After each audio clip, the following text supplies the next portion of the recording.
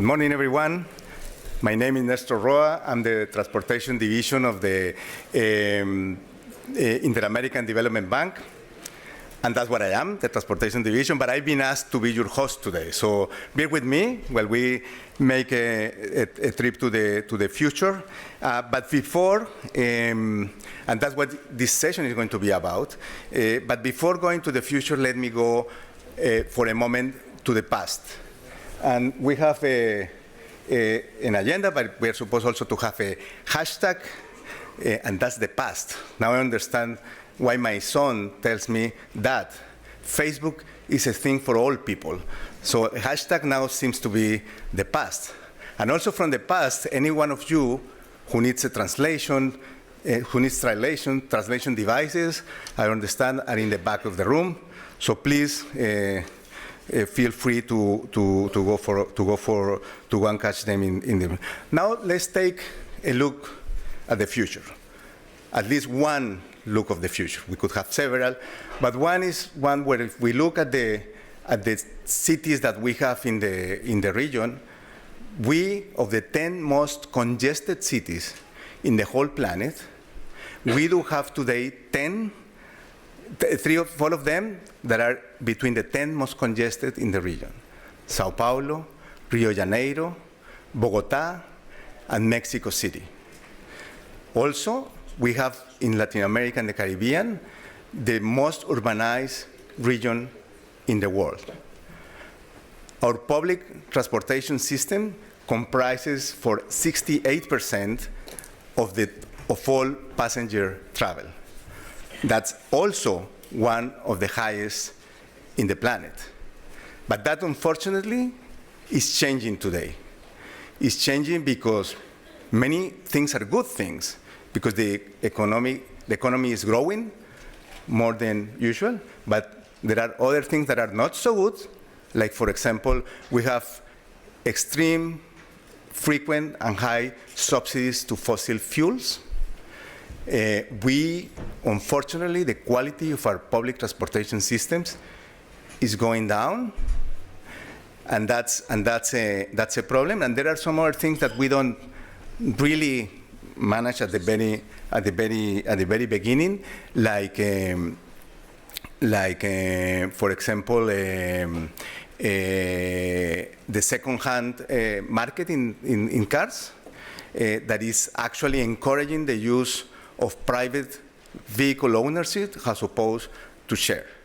If we continue that path, our cities are doomed to be clogged, and the quality of life, which is what is important here, will only get worse as time continues. That's where we are today, and if we look into the future, we are going to see a big growth in population, more than 11% of population in the next 10 years in the region. Along with that, 40% of car ownership will grow in car ownership, or motorization, what we call it in our sector, will be reaching around 280 vehicles per 1,000 inhabitants, which, believe it or not, is a low number, but it's really, really high compared to what we have today in the region. But there is also, together with this, a big boom in e-commerce, and that has a meaning in the region. We're going to have faster shipments, but with faster shipments, we are also going to have smaller shipments.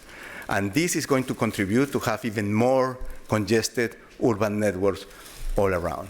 This will mean that CO2 emissions will grow by more than 25%, which at the end means that that's going to be one of the goals, and many related sustainable development goals that our countries have defined as targets are not going to be achieved or potentially achieved. The toll on public health is going to be even higher. We can expect a spike in cardiovascular diseases, in lung cancer, for example, because of sedentarism and poor air quality. All that related to the transport sector.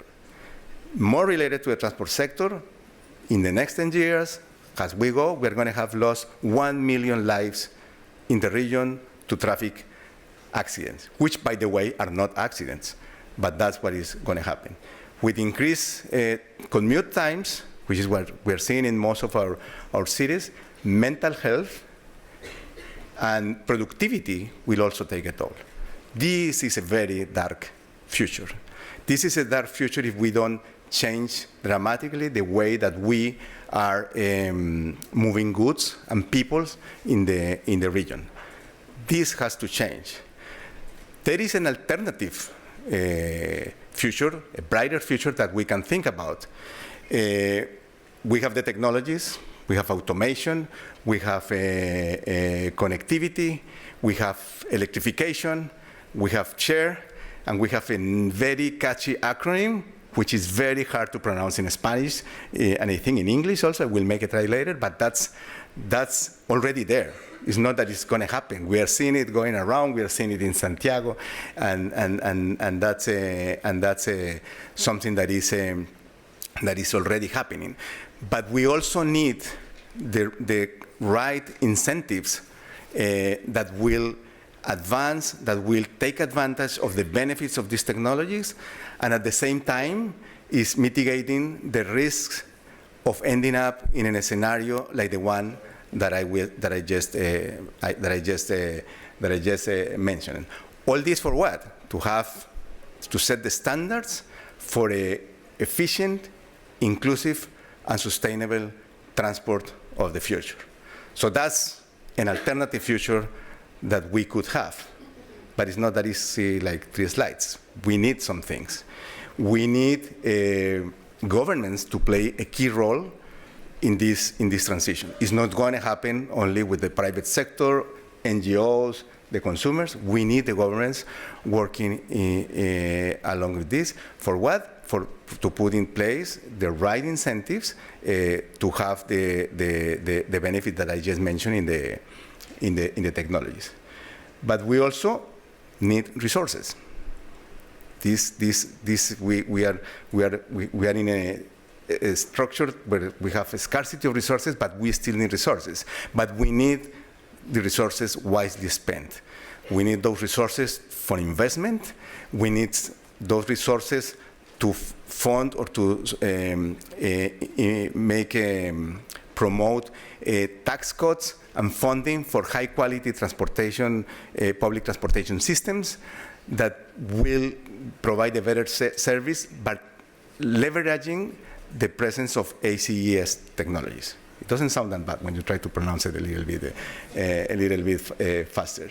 So that's something that we need. But we also need to discontinue the subsidies that we have today for the private car, for fossil fuels, and we need to put in place a pricing scheme that really recognizes the cost of congestion, the cost of pollution, and the cost of overloading a highway, of just how much investment do I need to put a car, one more car, in one of our highways or our streets in our cities, no? That's some of the things that we need now. Congestion pricing, for example, could save us up to a quarter or a third, depending on the example that you use in travel in congestion time in the cities. There is something that is already happening. We have very successful implementations in Stockholm, in London. All of us know about those cases. Singapore, and they are leading the way. So it's something that we can do. We also need a space. But why do we need a space? We need a space for better public transportation, high quality. We need a space for low emission zones, for example. We need a space to give better access to electric vehicles. And we have the electric vehicles and we have the space.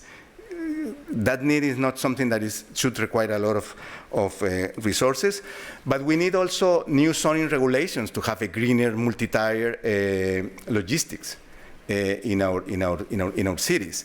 That's some of the things that we need. But we also need to be bold.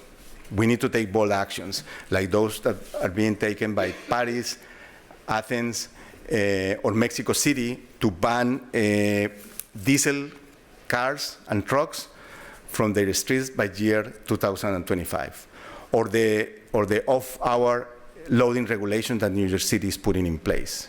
A pilot in Bogota is showing very big returns, or potential returns, 30% reduction in cost when you put that type of regulations, 40% reduction, more than 40% reduction in emissions, and more than 60% reduction in loading, in unloading and loading time, which is what really matters in that activity that you are doing in a center of a city. We need data. There couldn't be a presentation about the future when someone doesn't say that we need data, that data is the future of, is the new oil, but we really need data in this sector. Data about fleets. We need data about infrastructure and their performance. It is needed to be able to manage the overcrowding situations, and we need data in special conditions. We need open source data that will encourage collaboration. We need interoperability that will accelerate learning and enhance and incentivize innovation. And this is a hard thing to get, and it's something that we really need to work in the future. We need interagency coordination. We need coordination for land use. We need coordination for energy, and we need coordination for data access, for data privacy, for data cybersecurity, which is a big issue here. And many of these topics do not have to do anything necessarily with the transport sector. For that, we need an integrated approach for making a strategy and policy making. And again, it's policy making. It's not only technology, it's policy making, but it's a special, different policy making that we need to put in place. For example, we cannot get all that is possible from these technologies if we don't have good and up-to-date telecommunications infrastructure and the regulation in telecommunication for the proper interoperability of those systems. That's key in order to be able to get to the point of that.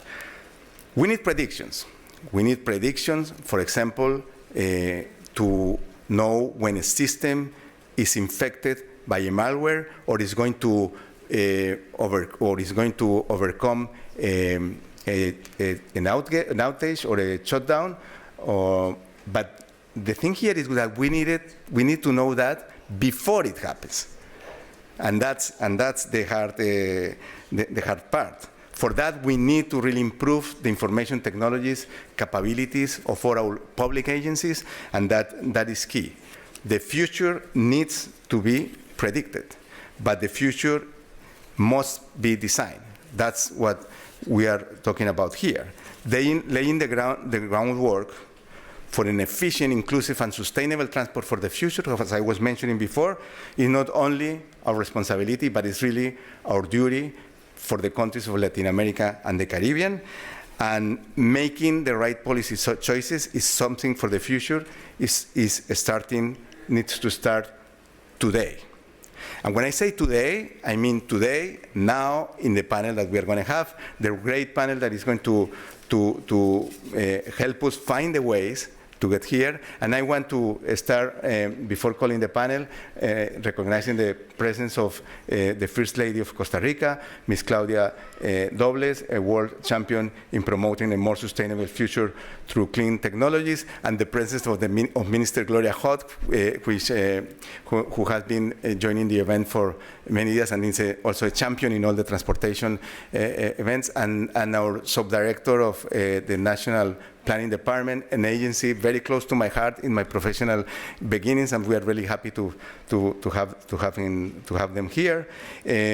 I would like to invite at this moment at the panel, First Lady Danielle, Mr. Almir Ferreira Alexandre, Executive Manager at Banco do Brasil, who is pushing for a more sustainable and corporate mobility. Ms. Viviana Muñoz, leading the big data agenda for the Chilean Ministry of Transport, and Nicolás Grandón, National Coordinator of Smart Cities and Smart Mobilities at the same ministry, and in charge of one of the first pilots with autonomous vehicles in Latin America.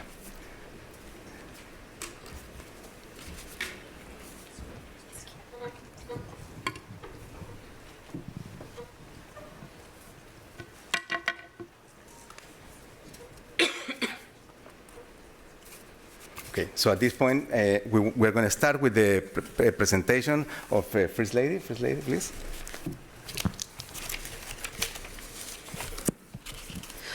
Would you mind if I do it from here?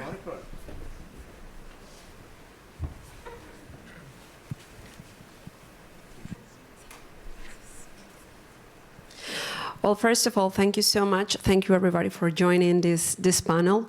Most of all, thank you to IDV for inviting me to this event.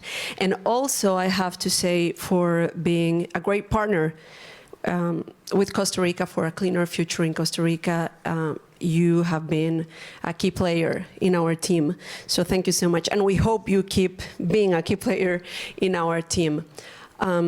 I am just going to talk about a little bit decarbonizing transportation. Just a few context of the country. We are a small Central American country, but I think we are very known for our very robust tradition in democracy, human rights, also because we have a strong commitment towards environment. So I think Costa Rica is a small country, but it's quite big in its heart, and it's quite big in symbolism. You might know Costa Rica because of this, because of our great biodiversity, because our national parks, our ecotourism, the warmth of our people. I have to say Costa Ricans are very friendly. But we have also a different type of Costa Rica, the one that it's a challenge for us and the one that we need to tackle, which is our urban reality. Is there anybody here that have been, not Costa Ricans, but have you visited Costa Rica? You might visit Costa Rica. If you went for vacation, probably you didn't stay long in San Jose. You went to the beach, or you went to the mountain or the national parks. This is our urban reality.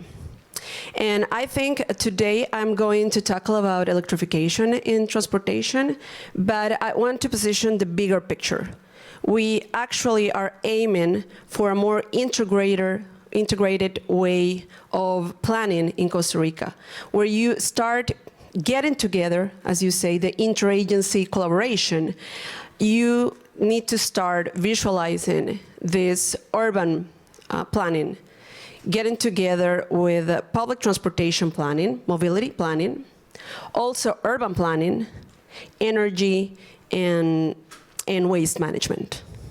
So what we are trying to do in the First Lady's office, which is kind of a typical role, is that we have been, in the pragmatic way, the integrators of all these sectors. Those sectors, they have their ministries, and we work with them, but we got them together to join the table and to start providing a more unified, integrated vision on how we are going to tackle our urban problems. Because if we want to tackle the climate change crisis, we need to tackle the urban planning. Costa Rica has done a great job on the natural resources area. We need to start doing a great job on our urban planning. And most of all, our transport right now represents most of our GHG emissions. It's a huge problem that we have. Not only because of the emissions, which we are committed on lowering, but also because this picture that you can see here, it's the reality of most of people in Costa Rica day to day. What does it mean to the quality of life of our people? What does it mean to public health? What does this mean to Costa Rica being a more competitive country? So we really need to start providing solutions, coherent solutions that are more sophisticated, because the reality of our dynamic, of our social dynamic, is more sophisticated, it's more complicated. Some of the challenges that we have is 15 days per year lost in traffic jams.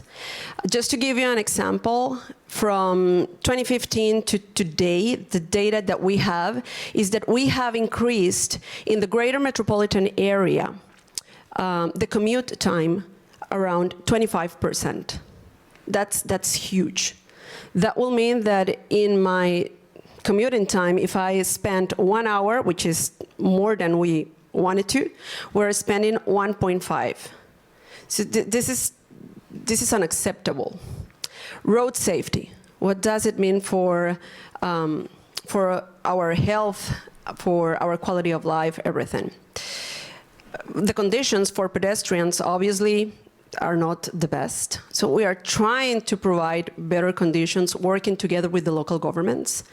And obviously, and most importantly, we don't really have in Costa Rica, I will not dare to say that we have a public transportation system.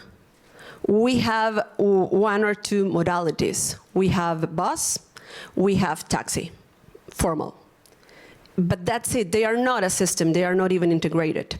So we really are aiming for a public transportation system. We are aiming for intermodality. We are aiming to trying to understand that cycling and pedestrian and motorized mobility need to be articulated and got together. And we also want to put on the table that these inefficiencies, the fact that we don't really have a public transportation system, that we are not envisioning this as a mobility dynamic, it's costing us money, not only at the national government, but also the local governments. We are talking about climate crisis, which is true and it's important, but we also need to start letting people see that this is affecting our economy also, that this is an economical problem also, and has cost. Just to give you an example, 17 million for bronchitis care, 55 million in asthma care, and we are considering, based on the latest data that we have, that we lost $3,000 per year per person in the areas on the greater metropolitan area with less involvement for public transportation, and $5,000 per person per year in the worst case scenario in the greater metropolitan area per person. What's the cost of this at the end of the year? We really need to start providing these numbers so people can start realizing the amount of money that we are losing. We have several opportunities because of our local context.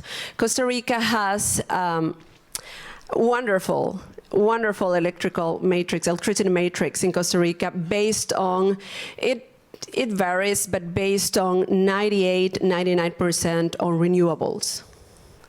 This is something that Costa Rica really needs to leverage on. This is something that most of the countries, and I'm sorry to say this, they don't have it.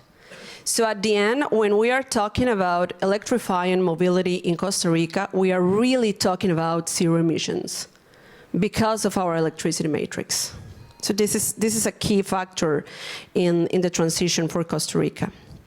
Also, based on our local context, we are trying to provide the most assertive regulatory plan, because you need regulation. We need to provide security, not only for the private sector, but also for the institutions to really follow a clear vision on how we're going to do it, and legally what's the path to do it.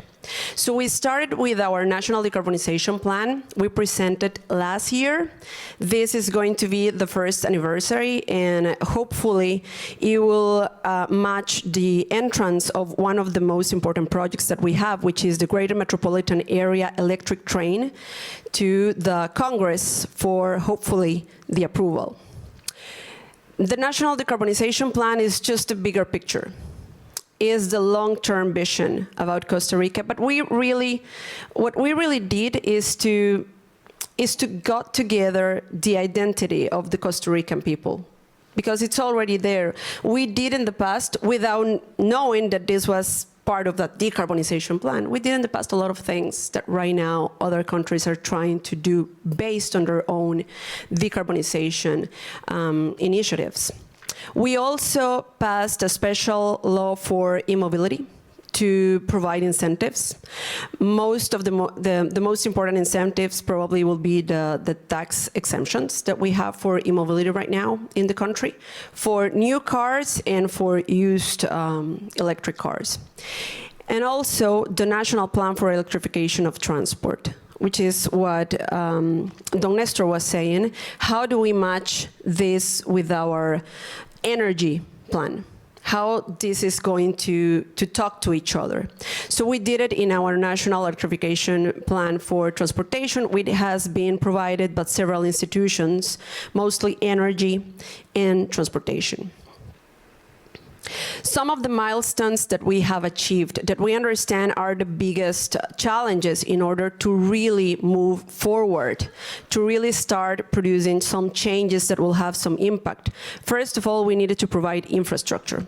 Once you have the regulatory plan in order, and everybody feels safe on how to do this, and technically how we are going to do this, we needed to start providing infrastructure. So we can lower a little bit the range anxiety that some people may feel on moving forward to electrification or e-vehicles. So we right now have this map, and we are aiming to have 47 fast charging stations at the end of this year. But when we get together everything with the private sector and also the semi-fast charging points, we have this. So that's a good example on how committed we are in terms of investing in infrastructure. Also, as I was saying, some other projects that if we list them, they might feel like they are just projects, but actually they are an answer to a more coherent, articulated solution. The electric passenger train, that it's going to get to the Congress very soon. Also, we are working on a freight train, electric freight train for the Caribbean area. The public transportation electrification for buses that I am going to talk about a little bit later, and the institutional fleet electrification, how to transition the fleet in the institutional area, private e-mobility and how to keep providing incentives, and one of the most important, the electronic payment. Because payment is going to be key in order to provide the bigger picture for the transportation system in Costa Rica. It's one of the most important articulators that we are going to have. That it's the common point of several models of transportation, and it's the one that it's going to provide us the data that we need to make public policy. Electric passenger train, we see it as the backbone of public transportation system because it goes through the whole greater metropolitan area. For 4 provinces, 15 municipalities. Freight train, it's aiming to recover the economy in the Caribbean area, that it's very much focused on logistics. So this is going to be a very important project. It right now is in process of feasibility studies. Public transportation electrification, it's very important. We are going to launch a pilot that IDV is helping us with one of the most important things that we need here, because this is a concession mode. We need to provide the investment structure in order for the private sector to move forward with this. This needs to be financially feasible. And that is something that we are working on with IDV to provide. This is basically that as we provide tax exemptions and incentives for private e-mobility, we are also working with public institutions for them to do the change also, and helping them to take the technical, the capabilities sides so they can do the transition. We have made a great push on this, and right now the electric company in Costa Rica just started doing this transition with 100 electric vehicles, which might be small, but it's a huge step for the institutions in Costa Rica. Obviously, we keep working on private mobility. Basically, as I was telling you, it's just a promotion of incentives, and also working on the infrastructure for people to feel safe in moving forward and transition to e-vehicles. This is something important. Since we passed the law, we created the incentives, and we have been communicating the investment that we are doing in infrastructure. We have doubled the amount of e-vehicles in Costa Rica in very short term. So we have already here the data to prove that we are going in the right way. And obviously, electronic payment, key for us, one of the most important projects that we have. We are going to start with the train area, the current train that we have right now, which is not electric, but it's going to start providing data. And we are moving forward with this. And I am honestly and personally very, very excited about the first pilot that we are going to have operating at the end of this year. So basically, our path to decarbonizing transportation is just a bigger picture of modernization, of how to face the challenges, of start talking about the challenges that we have in the 20th century, and start finding the answers of the 21st century, which will have a more deeper conversation about autonomous vehicles, and how these new platforms are going to be a disruption. They are already a disruption, hopefully positive, in the transportation network. And we need to start having those conversations. How to create a systemic and articulated approach to all these different sectors, all these different areas that are moving very, very fast. And we are trying to be very articulated. We are trying to understand all the areas and all the challenges that we are facing. And in a very short period of time, because the administration only has 4 years, I think we have achieved some great milestones. We have a long road ahead of us, but we are very, very optimistic that this transformation just will only continue, and it only get better and cleaner and greener for a smart, clean, articulated, intermodal future for transportation in Costa Rica. Thank you very much. Thank you. Thank you very much, First Lady, for these very inspiring remarks. Inspiring because they have a vision that is ambitious, but it's also possible. But it also shows practical, pragmatical examples that makes the vision very appealing for us, for the people that work in the sector. You mentioned it, the interagency cooperation, very concrete, very clear. And it also has the message that it doesn't happen on a vacuum. It happens when you have leadership from the top, and really that's something that we are seeing very clear in Costa Rica, and congratulations for that. Now I want to pass the floor to Daniel Gomez Gaviria to tell us what's going on in Colombia. Daniel.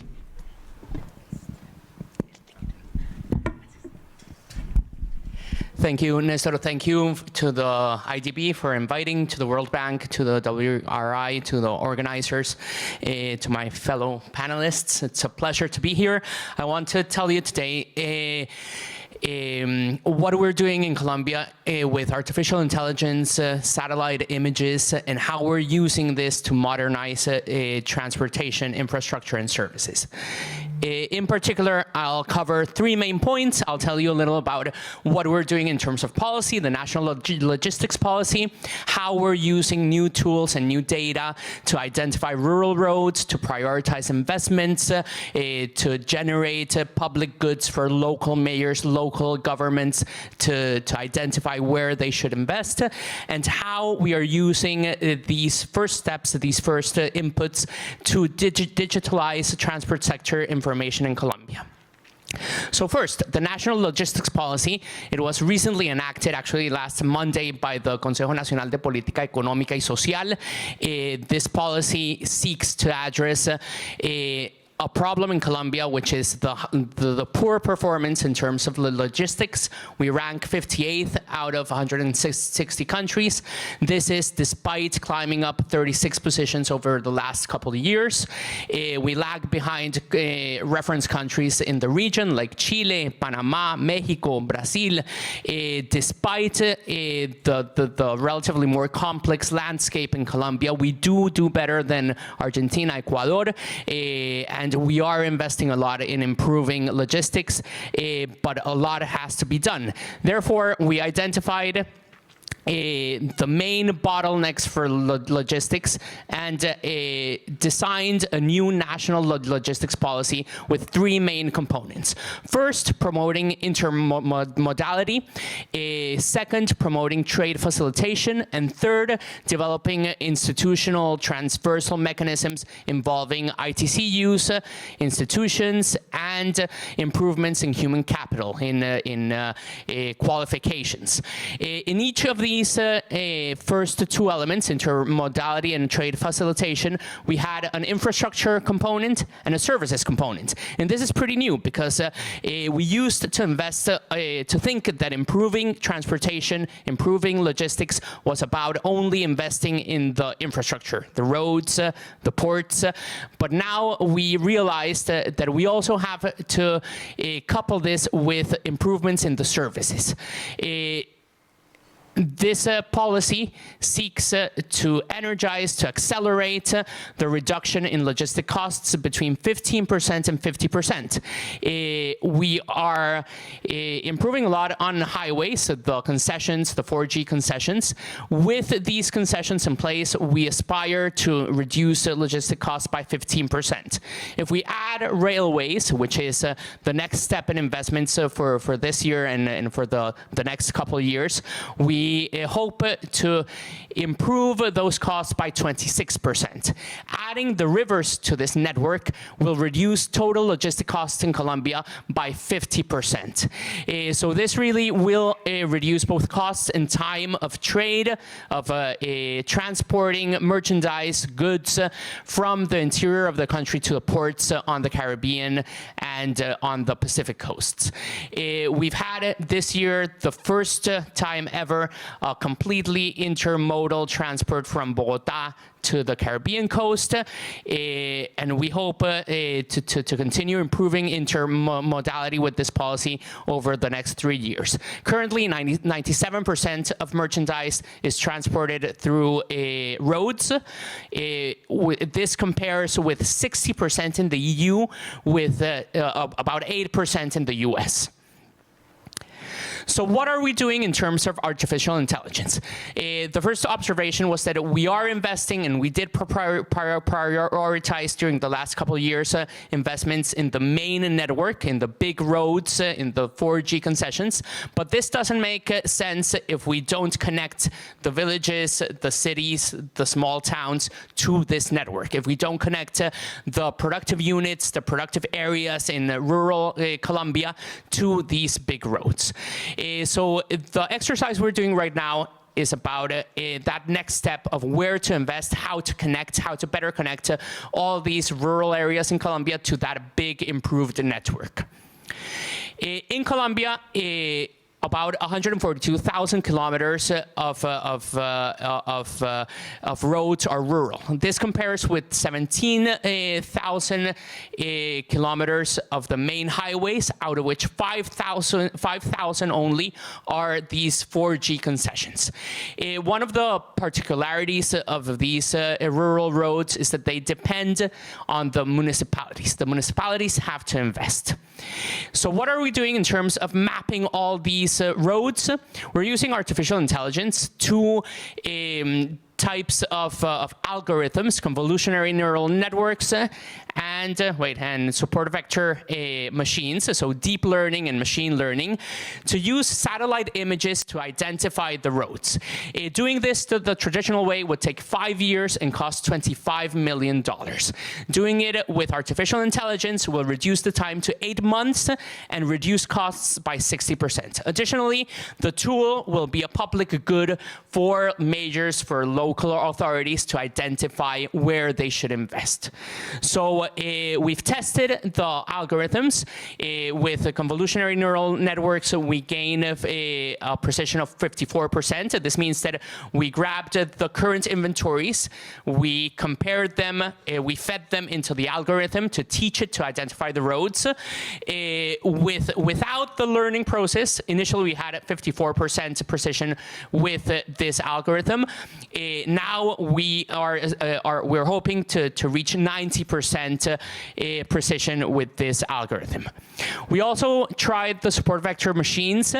With this algorithm, we gained 86% initially, but it was very slow. So to conclude the project, we're going with the convolutionary neural networks. So what does this do? Basically, we process images into small slices. We prepare these images. We train the algorithm with existing inventories. And then we run this algorithm with 12 different mechanisms for the different regions of Colombia. So we have different algorithms for the plains, for the mountain regions, for the jungle areas, for the coasts.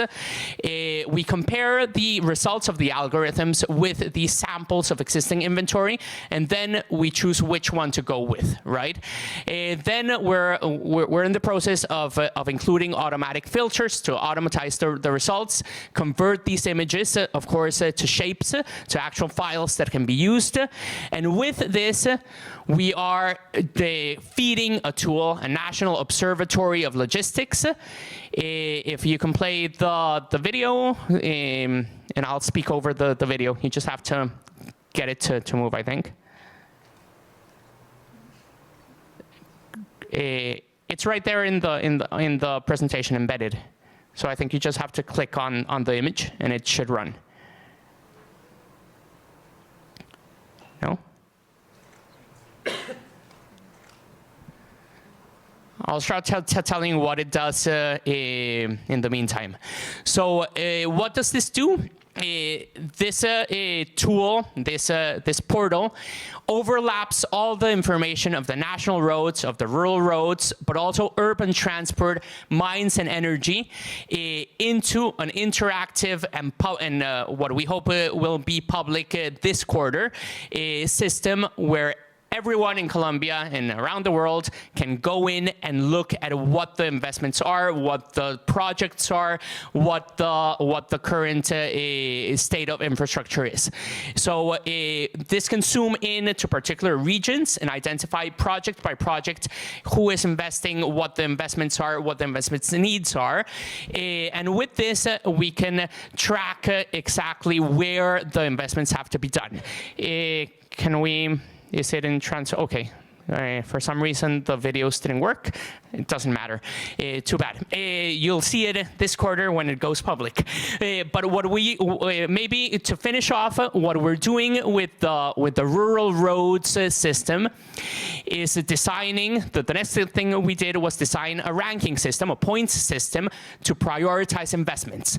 So we had 4 criteria: environmental impact, which penalized the projects. So if a rural road goes through a national park, it will be penalized.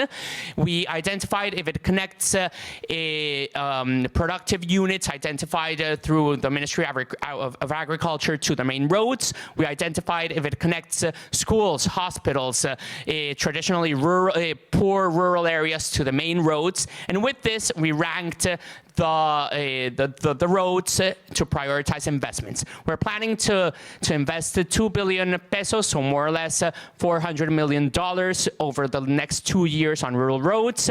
This, I think, will really start connecting people, production, and places to international trade, to the main consumption centers. So I think this is a nice example of how we're connecting, as Nestor said, policy on the one hand, new technologies on the other hand, investment and resources with tools that also lend transparency to the process. So we are very excited with this new tool. It's been a joint work with the IDB, the support of the IDB, the National Planning Department, and the Ministry alternative transportation, and I'll be happy to tell you more about it later and to show you the video if on my laptop if you're interested during the break. Thank you very much, Nestor. Thank you very much, Mr. It still shows that there is a long way to go for the videos to go. We need to really work on that technology there, and we really appreciate particularly the final comments of the Undersecretary in regard to the link between public policy and technology, which is very specific. It's not as broad as people usually tend to think, and this is a very clear example. And it's also important to remark the long-standing experience and success that Colombia has in the planning of and policy making in overall logistics, not only at the regional and national level, but lately in the urban environment. With this, I want to now ask Almir Ferreira Alexandre, who will address the floor on shared mobility. Thank you. Thank you. Good morning. I'm glad to be here. In behalf of Banco do Brasil, I'd like to present our strategy of experience with transportation share. I need to make a disclaimer first. I'm not. I don't have experience with transportation, our experience with sustainability, and also my English is not so good, so I apologize for this. Banco do Brasil is a commercial retail bank in Brazil, one of the biggest three, with more than 99% of presence in all territory, and with a number of more than 93 employees in Brazil. This is a significant number of employees and customers too. Our presence is global, with branches and correspondents in South America, North America, Europe, and Asia. This is our purpose that makes what translate our intention constant in sustainability also to take care of what matters to people. And when we talk about people, we're talking about shareholders, about community, customers, and also our employees. This is some of our sales index and hours that we reached in the sustainability actions. This is important to show you how is our actions. These are some of our sustainability cooperative actions, and I highlight the reduction of water in our water consumption. Near to half of our branch have a waste collection. Print reduction in our operations with significant savings, and construction of 5 solar farm plants for storage our branches. One of our corporative mobility plan includes the video conference rooms around Brazil to avoid the emission of CO2.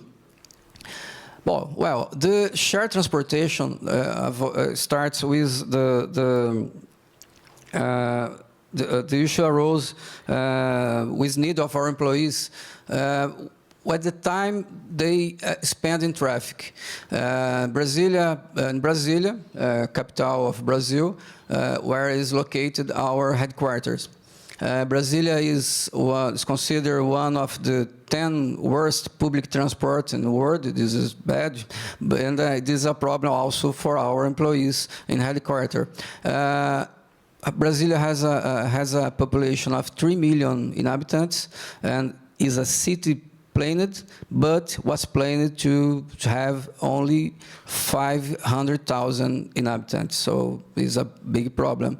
The car fleet increased so much in the last 5 years and reached also 1.8 million of cars. And don't have is insufficient parking space for all this.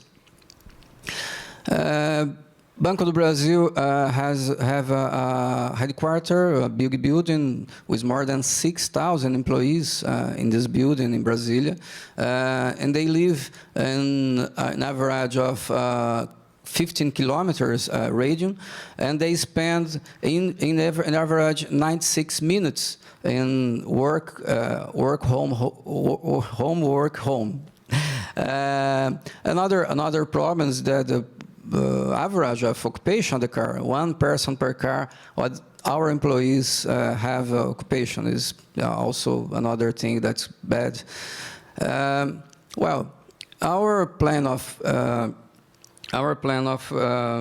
program of shared transport have a great acceleration when joined first with Waze Carpool, an app that facilitates the carpool with the users, and we signed the official partnership in March last year when we make intensive internal communication with our employees using our media like intranet, email, and video walls around our building, inside our building. In July, we reached the top 1 rank in Brasilia of users of Waze Carpool, and September we reached the largest, the rank of largest user in the world. This is some of our activities with employees to divulgation of the strategy and to engage our employees for mainly the sustainability action. Of course, this is a good thing for employees because it's a comfort, more comfort, and another type of transport for them. We're happy with the numbers. As you can see, we reached more than 6,000 users, and 8% in Brasilia, and more than 138,000 of carpool trips is significant in the last 8 months. Well, this is a good thing to explore the benefits for employees that we referred to engage. First was a reserved parking lot to them. As you can see, this is a problem in Brasilia, the parking lot space. So we reserve in our building some spaces only for heavy users. So of course, this is a good incentive for car owners. Another thing is low cost for users.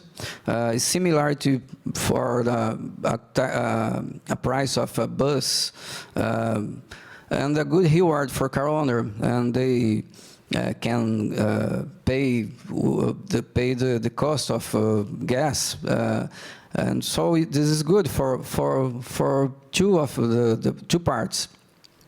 We make some recognition for frequent users distributing gifts, and another thing that is very good, not only for the employees but to corporate too, was integration between employees. In the trajectory between home to work, they of course talk about any topics, including the work. So in the workspace, this traduces in much more integration and confidence and between our employees. This is very good.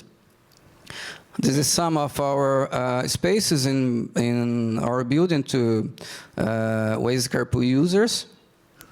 What is this? We are very proud of the results with this initiative of Banco do Brasil, and we are planning extend this action for another cities where I have concentration of employees in cities like São Paulo, Rio de Janeiro, Curitiba, and Recife. Thanks, everyone. Thank you. Thank you very much, Almir. Very, very interesting presentation. I think we have been continued to see the whole spectrum from national leadership to a specific public policy coming from the national level. But now I think we have like a couple of ideas, big ideas here that I want to highlight. One is how a national institution, which usually we will call for the "we need resources" part of my prior remarks, is really more than that. It's very potent at the decentralized level. The reach and capacity of the Banco do Brasil is unprecedented to go to the decentralized area in Brazil. But that same matter makes this size and power that the bank has. It's also a big opportunity for the internal action that a corporation can take to contribute to this new future. With that, I will pass the floor now to Viviana Muñoz and Nicolás Grandón from Chile, who will reach on innovation in transportation. Thanks. First of all, thank you because of the invitation. Nicolás Grandón and I will present about the project we're doing with the IDB Bank. My part is about data. His part is about autonomous vehicles. The bad thing is that I will present in Spanish because it's easier for me. I'm not sure if I can do it in English, so I will in Spanish. Bien.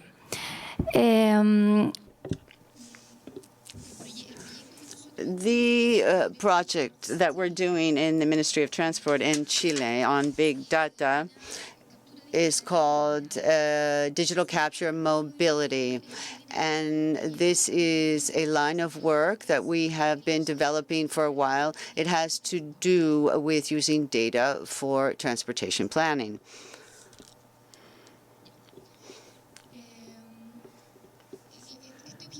The main objective, why are we working on this? Because the ministry has an objective, which is to improve efficiency and effectiveness in the development of public policies. Given that strategic objective, in the technical cooperation with the bank, we are developing this project, the digital mobility capture, and the objective is to modernization of household travel surveys. I hope you know this technical term, but it has to do with defining public policies and policy making. Now, this modernization of household travel survey, well, the first objective is to improve its application by using technological devices that people have available to them, and also to reduce time and costs of using the survey. Why are we doing this? Well, we have decided to modernize this because these surveys are used for strategic urban transport models, and based thereon, strategic decisions are made about transportation and big infrastructure, metro, etc. In Chile, the household travel survey is done by the planning unit of the transportation ministry. It's done every 10 years in 26 cities. Why? Because this is an intensive method that requires many people in the field. It's very rigorous, but it's very complex. And it's ever more complex, and the costs are high because you have to use many people, and so there are risks involved. So that's the context of why it's so important for us as a country to develop this modernized survey. Thank you. Well, now, given this definition, what we're working on, and we're now beginning our work with the bank and with a company, So what we're going to have a multi-channel platform to collect data. So again, we used to use people going out, and it depended on a face-to-face interaction. And now we're going to have a different system. We see that we can use a smartphone app that is specific for this household survey. We've tried some. We know they work well. And as I said, that's the main way we want to do this survey. Also, we have another 2 options. We can collect data through the web page, and if that doesn't work, we can also call. These 3 tools from a data point of view are quite different. Therefore, the objective of the project with the IDB is really focused on resolving any methodological issues about bringing in all this data. Now here we have this last slide. What you see here is where we're going. In yellow, that's what we're doing with the bank. We have 2 stages. I'm glad to explain it to you further if someone wants to know more about it. But I want you to look at the green box. We have a parallel line that we're working on in the ministry, which has to do with cell phone data that is recorded by telecommunications companies. And that information can be used. And what we want to do with that is to resolve some issues so that we can adapt this to, or adopt the model to be used in the city. Therefore, we have the blue box, which has to do with using data in different systems, e-payment systems, for example. So we want to fuse together data, combine data. And finally, then also we have this dynamic use and analysis of data.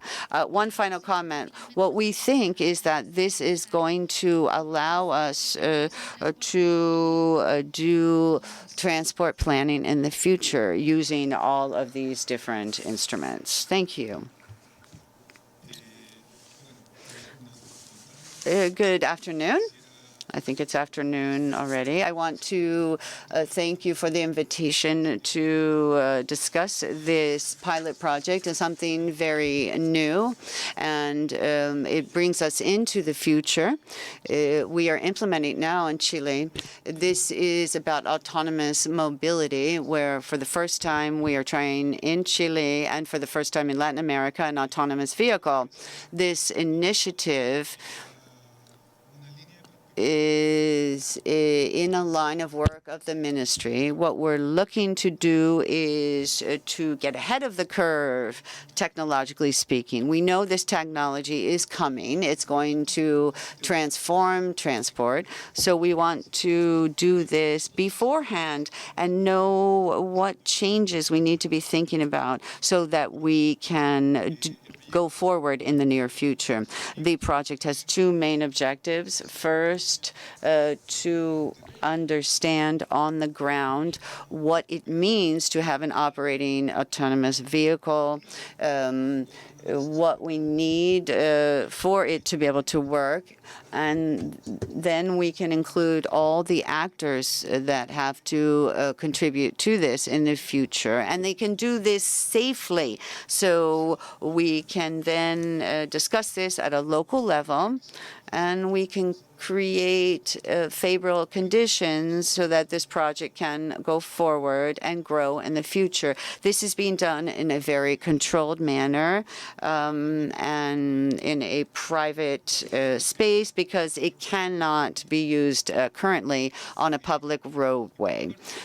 We also want to, recognize that Chile has advanced technology and competencies, and we want to be able to link this up with what we already have. And we are able to do this thanks to the technical assistance of the IDB. They have allowed us to be able to go forward with the project. But we also have the private sector involved, a transport operator that has presence in Santiago, and they have 5 years of experience in pilots with these kinds of vehicles. So we can answer and resolve issues based on this pilot project and see where this technology is taking us. This year, we're going to create working groups. We want to create a technological and innovation ecosystem around autonomous vehicles, Internet of Things, artificial intelligence, which are linked to this. And we want to create a hub so that Chile can go forward with development of services and goods, not just autonomous vehicles, but also provide transportation and mobility solutions. The vehicle that we selected is in sync with our priorities as a ministry, which is to promote shared mobility and electric mobility. The vehicle is a shuttle. It has a capacity for 12 passengers, 6 standing, 6 sitting. It has other elements which make the travel nice: air conditioning, user information systems, facilities for people with reduced mobility, in other words, disabilities, and it is a 4G vehicle, and that means it can take autonomous decisions. However, it needs to be configured prior to its operations. So it needs to be configured based on the route, and the more it goes down that route back and forth, the better it can be operated. It understands the space and knows what the obstacles are. Another reason we selected this shuttle is it's optimized to be safe. It has a GPS system, a high-definition GPS system, and it gets satellite information. It has 4G connectivity. It has a LiDAR camera, which can actually look around to the surroundings. It can see 40 meters out, and then based on that, it can actually decide what speed it should go at. It also has an emergency button, and we have an operator in the vehicle now, so if one of the systems goes down, he or she can push the emergency button and stop the vehicle.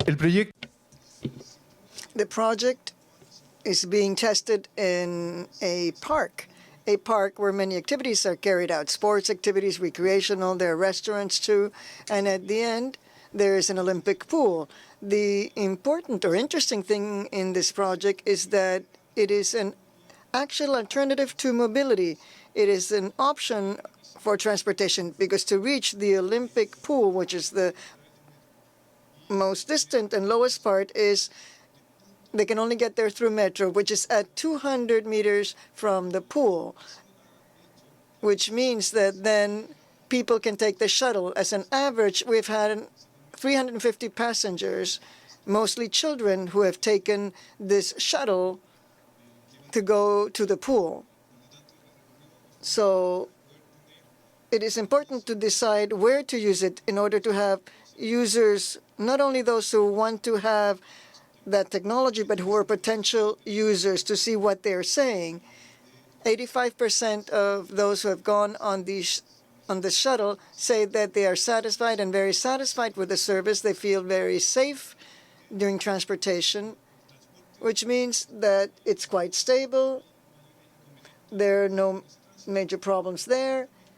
People also feel that the context is not there for this vehicle to be used in public roads, mainly because of behavioral patterns that we have in our country.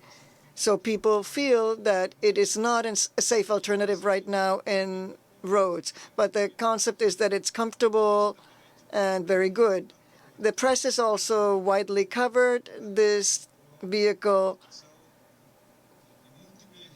On many occasions, we have stressed the use of the shuttle to prove that it's truly a very safe vehicle. To conclude, I would like to say that this is a project that is very encouraging for us because these are technologies that normally, at least in our region, need to be heard of from the press, knowing that they're being tested, these technologies in the U.S. and in Europe. But this project shows that the technology is accessible and we can test it in our country if we have stakeholders that truly help us and help us to co-create this type of pilot project. Thank you very much. Thank you. Thank you. Thank you very much, Viviana and Nicolas. I want to take this opportunity to thank Chile, to thank the Ministry of Transport, Minister Hood, for giving the privilege to the Inter-American Development Bank to be part of this team that is testing successfully the first autonomous vehicle in our region. And because I like to ask a lot to Chile, I want to ask Minister Hood if she can give us the honor to be part of our discussion and joining us here at the stage. Before going to the questions and to kickstart our discussion, I like for us to hear first some perspectives that are coming out from our region in regard to these technologies. So hopefully our video will work now. Yes.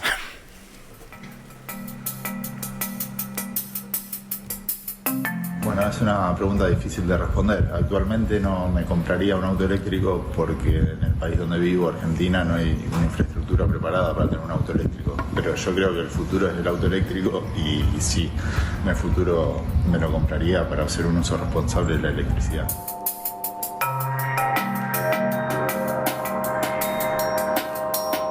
Desde que compramos el segundo carro, siempre intento llevar a mis compañeros por la mañana, me queda más fácil por la tarde y siempre trato de coordinar. Incluso tengo un chat grupal en donde digo, salgo a tal hora, a quien les sirva este recorrido y los llevo hasta la casa o algunas veces en la mañana desde la casa hasta el trabajo. Y sí, me parece incluso que es una solución muy buena porque incluso nos ayuda a descongestionar la ciudad y que las personas no usen tanto el servicio de Transmilenio que está en este momento súper congestionado.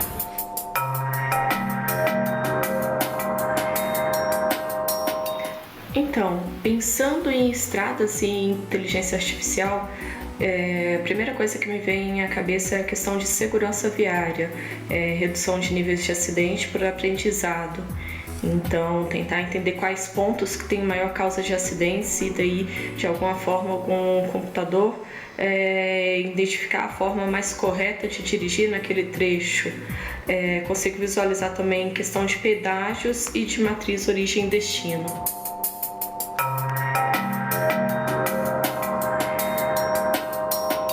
En las mañanas, cuando voy camino al trabajo, dura aproximadamente 35 minutos y en las tardes, cuando regreso, 55, por un total de hora y media de empresas todos los días.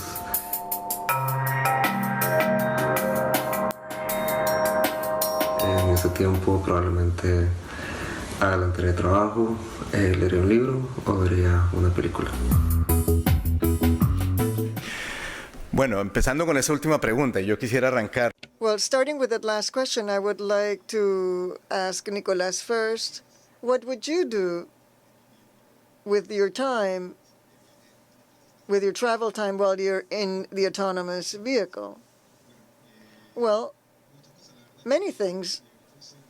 It really offers you some time which today is very valuable because we don't have so much time. So in an autonomous vehicle, we could be working, doing some other more interesting activity in the car. I think it's part of the options that autonomous mobility offers for the future. That is to find out, to interact with the people with whom you share the vehicle. That is, with the users who normally use this service. I think there are a number of alternatives to live this experience of autonomous mobility, but sharing and connecting with people who will finally share this with you. In 3 words, what would you do in an autonomous vehicle?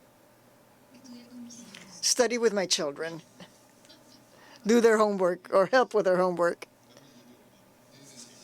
So interaction with our friends, and with technology, we can talk with our daughters, sons, when while we are in the car, or like they say, he said, watch a movie. Why not? Daniel. ¿Qué me gustaría? What would I like, or what would I have to do?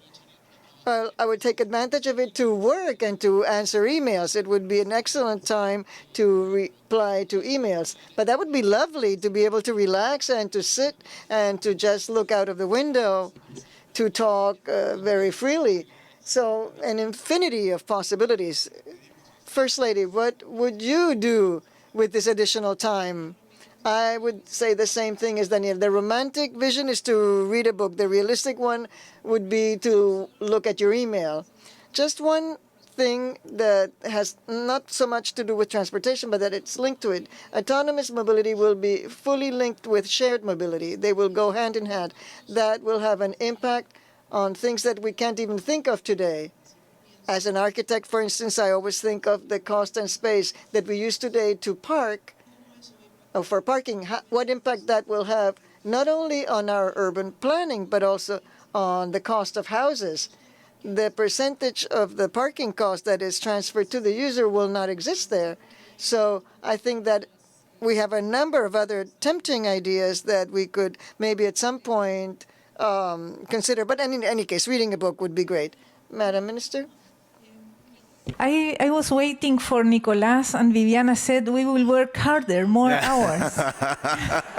You're disappointing me. I would probably read, but I want to raise an issue which is related, because at this stage we are all very enthusiastic about the autonomous vehicle, and when you experience it, it's really amazing. There is one outside, you can see it. But there are some elements that we have to develop and are in our concern. One is regulation. Who is responsible, for example? Or if you theoretically, you could send your children to the school in an autonomous vehicle and keep the vehicle rolling in the streets the whole morning until they pick the children back home again. So it's still a vehicle, and we want to fight congestion. They will probably be electric, not produce emissions, but is still using space that is limited. Urban space that is limited. So must be shared, but we have to be very careful in thinking that electromobility by itself, just going from diesel or fuel cars to electric, will improve the situation.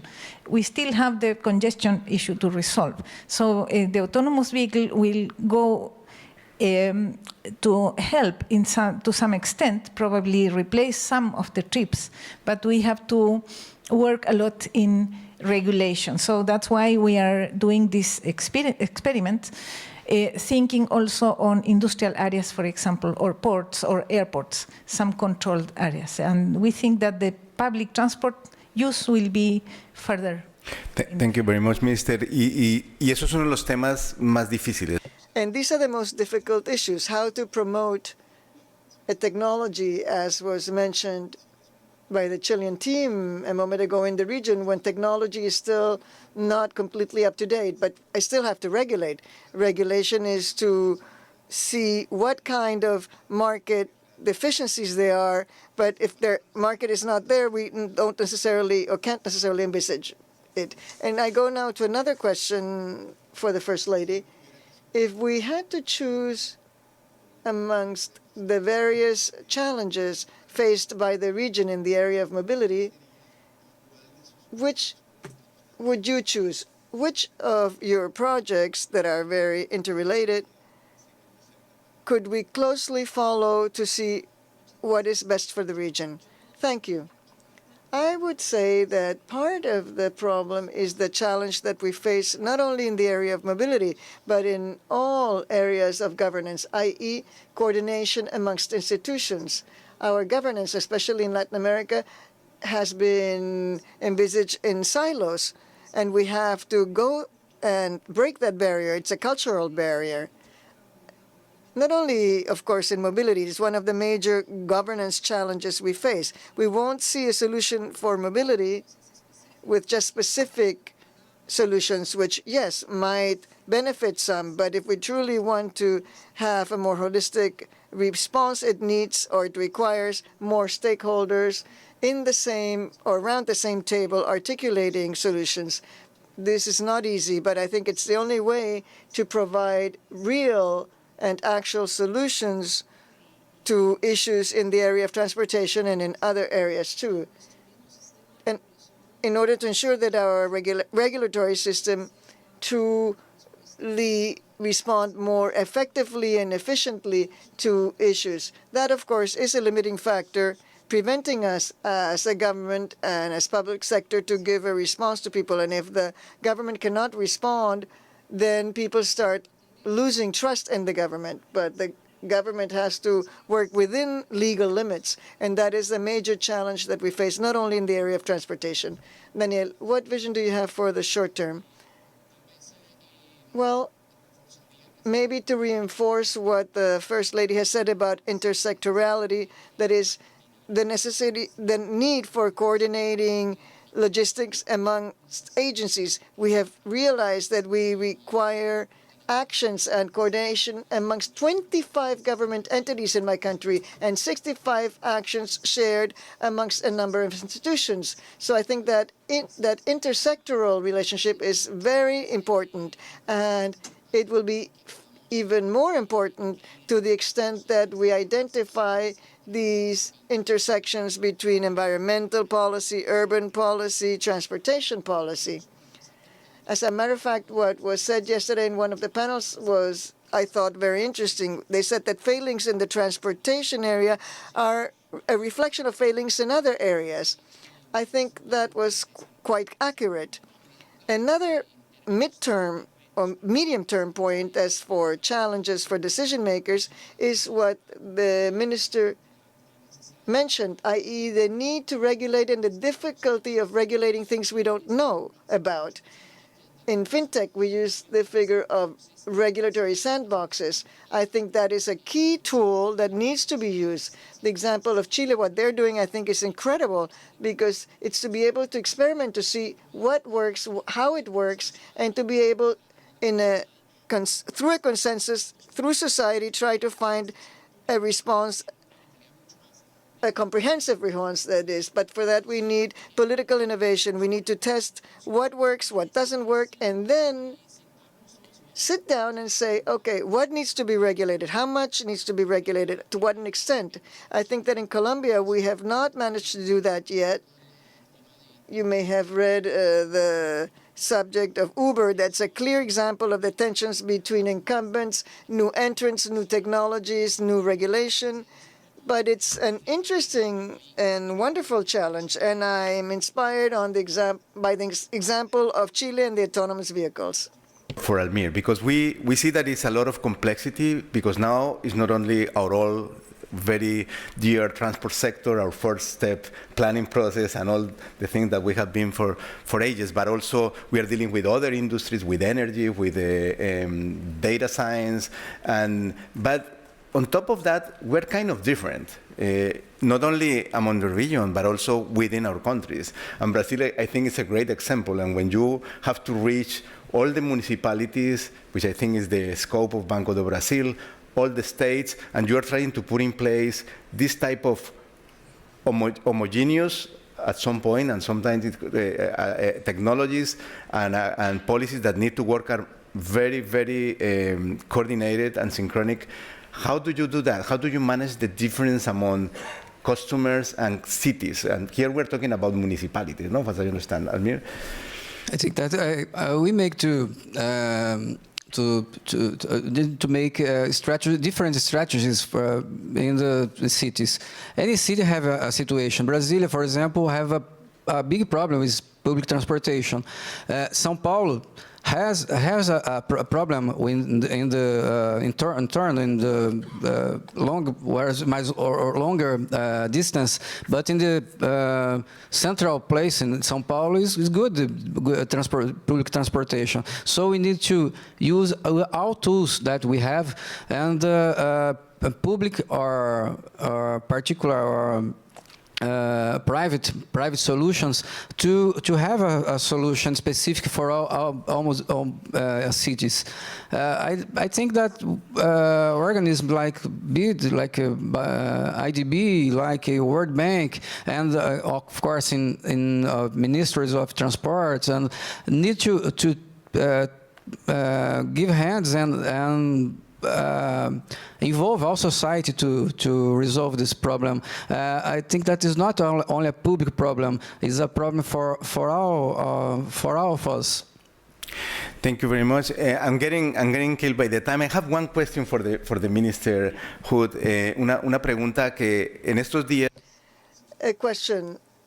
We have had the TRB meetings, and one subject that has arisen and has come from the audience too is that of micromobility, skateboards, scooters, bicycles that appear, disappear. What do you think is the future of this in the area of regulation?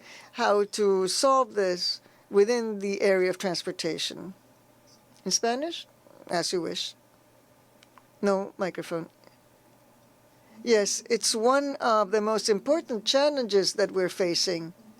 I would like to tell you a very recent story that happened in Santiago.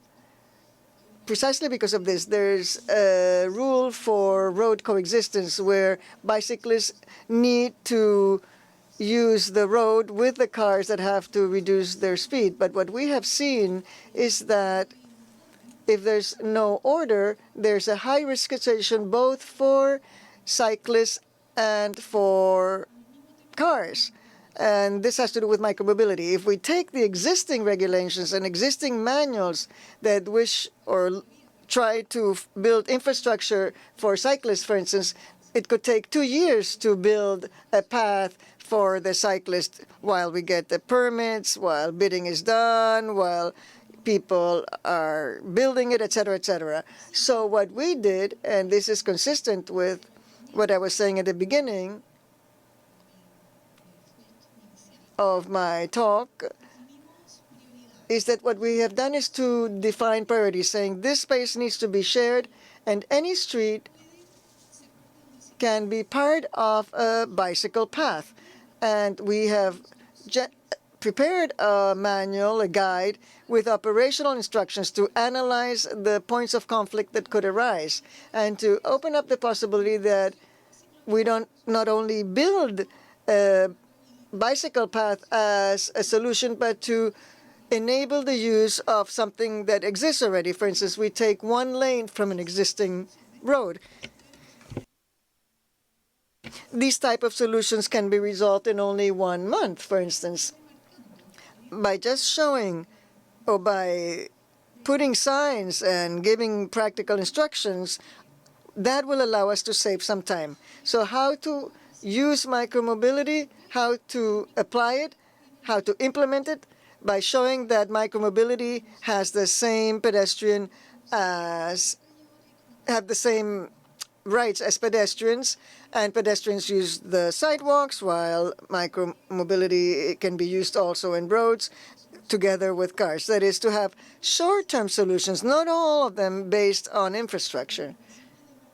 A simple sign, for instance, cameras to control this, coordination with the police to give fines, speed control for cars. This combination does not require an institutional change nor a lot of resources, but it will allow people to circulate safely.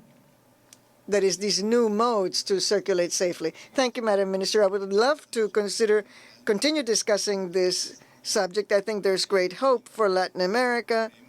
We do believe we are working for the future and thinking about the future. This is the demand that we see as a bank.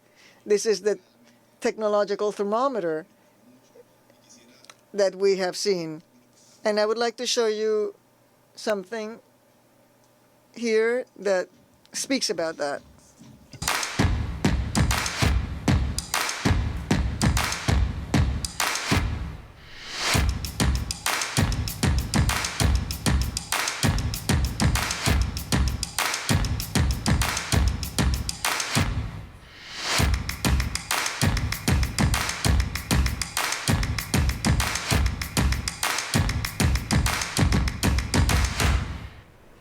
Bueno, con esto yo quisiera...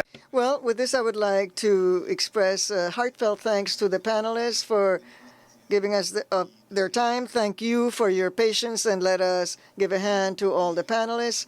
And let us ask you to start with this countdown towards the future. Thank you.